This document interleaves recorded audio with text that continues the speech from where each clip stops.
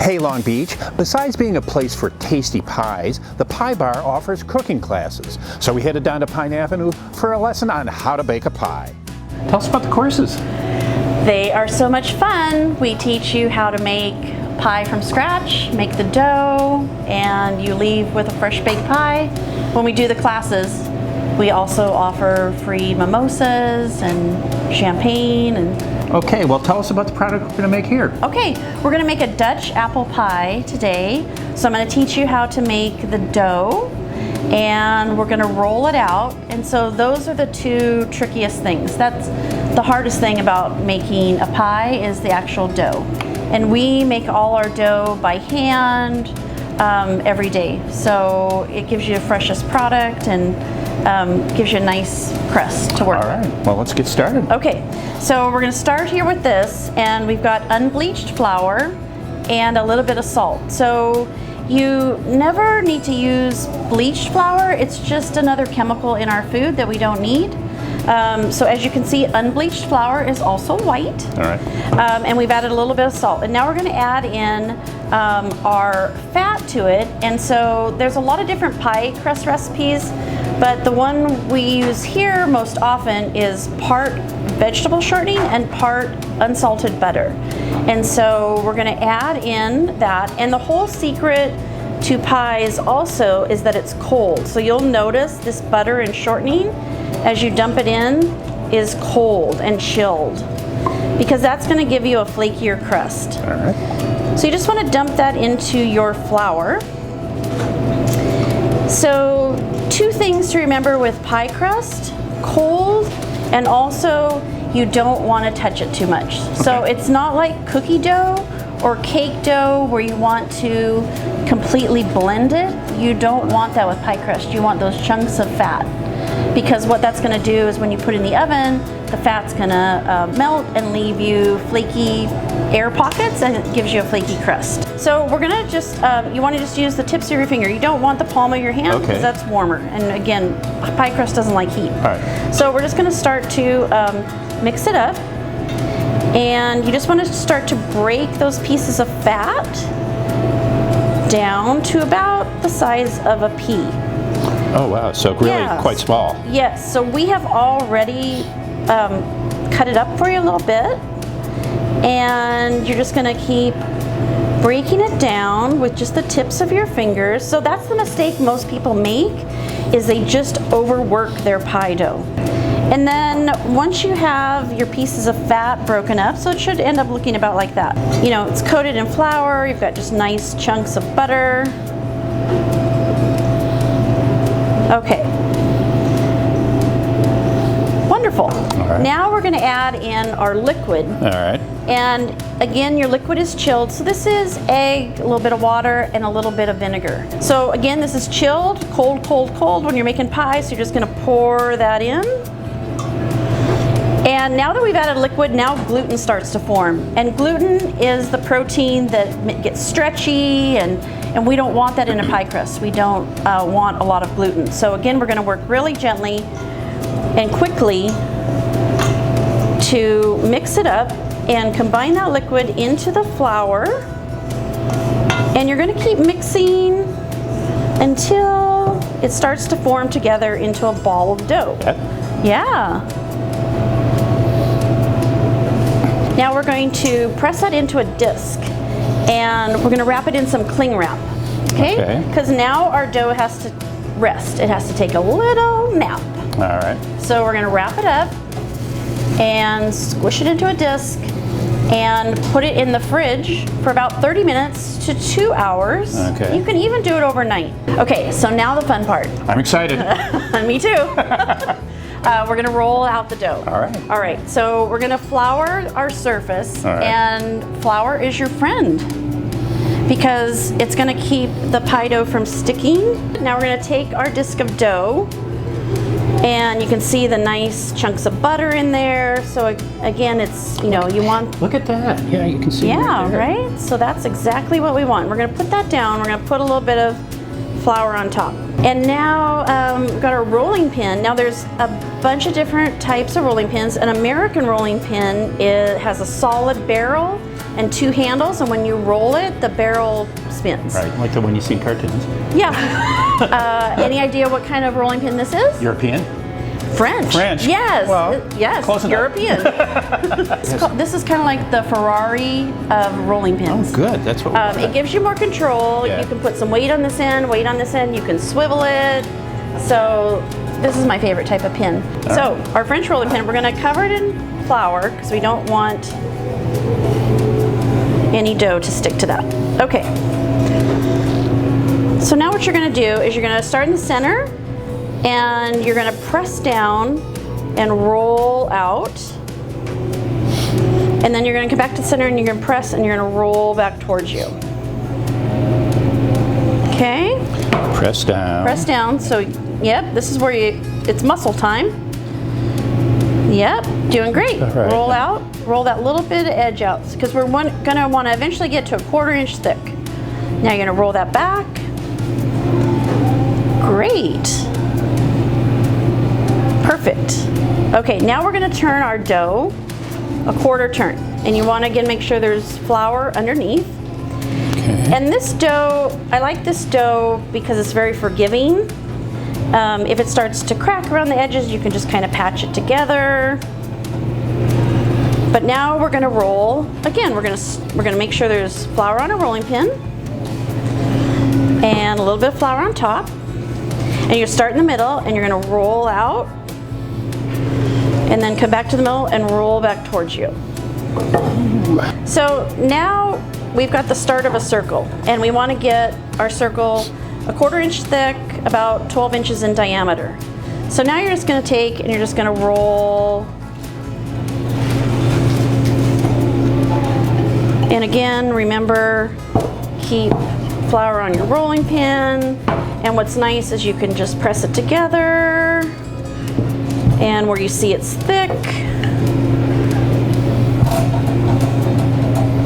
I like working with dough. It's very therapeutic. I can It's see relaxing. that. Yeah. And you know what? The dough can feel your energy. I believe that.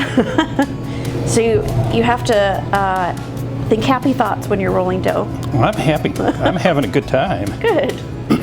So now comes the tricky part. We have to get this into our pie tin without it falling apart. Right. So the easiest way is to take the edge Okay. and roll it up onto your pin. And then we're just going to roll it.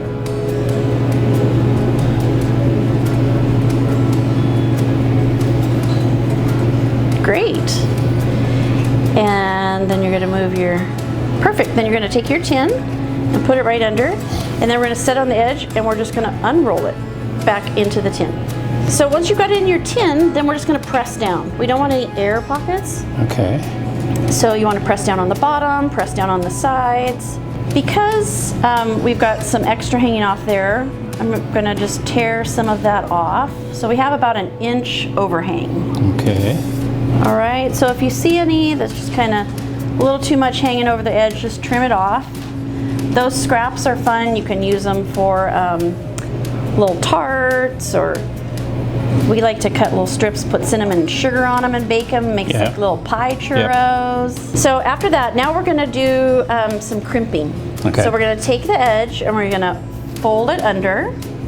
So you're just gonna go all around and just fold your edge. Okay, so we're gonna set that aside now. And now we're gonna make our filling. All right. So for Dutch apple, we have already done a little bit of the mixture for you. So we've got brown sugar, white sugar, some spices, cinnamon sugar, a little bit of nutmeg, and you want to take your whisk and we're just going to mix that all together.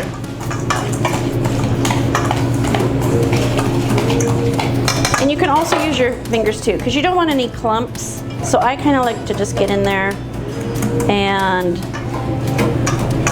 brown sugar sometimes will clump. Yeah. So you just want to get rid of those. So I like to just kind of finish working it with my fingers. Now we're going to add our fruit. And you don't want to do that too soon. You want to do it right when you're ready to put the pie into the oven. So we're going to do, these are Granny Smith apples. So we have peeled and cut and cored, and now we are going to take 4 cups of fruit. Okay, and then we're going to dump that into our dust. Now Granny Smith's a little tart, right? Yeah, I like Granny Smith the best for pies. You can use really, many different types of apples, but I like it because it's tart and it stays crisp. It doesn't get really mushy. So there's some apples you use for applesauce because they break down really quick, but Granny Smith stays firm, and that's nice for a pie. Okay, so 4 cups of apples. Yep, we're just going to mix that together with our dust. Just so that it's coated.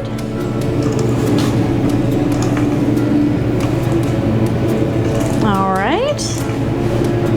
And then we're going to dump that into our pie crust. All right.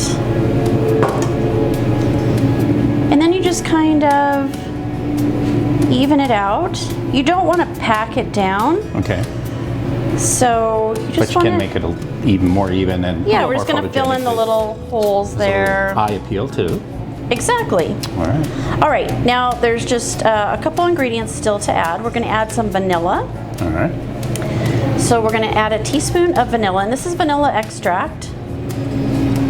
Make sure you use vanilla extract and not imitation vanilla. Imitation vanilla is just sugar water, brown sugar water. Okay. So vanilla extract. And then, because we're the pie bar, we add some brandy, some apple brandy to the pie. So about a tablespoon. So really not very much. Not very much. And it bakes out. So the alcohol bakes out. And it just leaves you a little bit of flavor. What's the flavor? Yeah. Pour that in. And now all we have left to do is, since this is a Dutch apple pie, we're going to top it with our Dutch crumble. All right. Which is brown sugar, white sugar, some butter, a little bit of cinnamon, and it gives it that nice crumble top. So we're going to do about 1.5 cups. Okay. And we're just going to sprinkle that on top. And again, you're just kind of breaking up the big chunks, evening it out. You're going to want to get it over to the sides too. Yeah, because if you don't cover the apples, they're going to end up, they'll burn a little bit on top. Okay. Yeah, if you have any exposed fruit. So we just want to cover up all the fruit. My turn. Yes. All right. You did great. All right, look. So here we go. Apple pie. Into the oven. Into the oven we go. So the key to remember with baking the pie is you want to start with a hot oven for the first 15 minutes. Okay, so definitely preheat it. Definitely preheat your oven. And so you want to be between 375, 400, depending on your oven. Okay. But your home oven, probably just a regular oven, you want to start at 400 degrees for 15 minutes. Right. It's going to flash set the crust, make it get crisp, and then turn it down by 25 degrees. Cook it about another 40 minutes longer. Okay, and what should it look like? How do you know when to take it out, I guess is what I'm asking. You want to see it start to bubble, you want to see it nice and brown, and better to overbake a pie than to underbake it. Okay.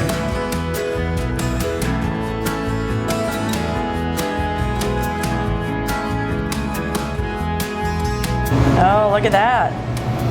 All right, finally, the taste test. Made with love, right? Made with lots of love. All right. Got to be the best pie I've ever had. No question about it. Because you made it with your own hands. Well, that helped, but it's sure tasty, and you're a good teacher. Thank you. So take the course. Fun. Besides tasty pies, the Pie Bar offers quiches and much more. Check out everything they offer at thepiebar.com. For everything going on in Long Beach, check out our website, thegrunion.com. With online video producer Jesse Lopez, I'm Kurt A. Eichsteadt reporting almost live for thegrunion.com.